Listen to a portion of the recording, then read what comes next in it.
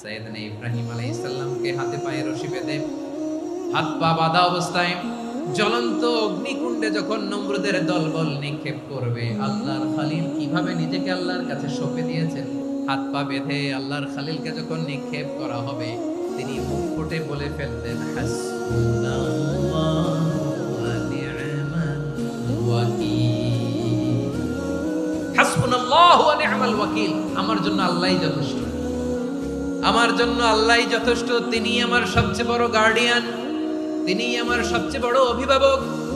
জিব্রাইলের সাহায্যে রফারকে ফিরিয়ে দিলেন। দুনিয়ার বুকে কারো কাছে কিছু বলেন নাই, মুখ ফুটে বলেছেন হাসবুনাল্লাহ।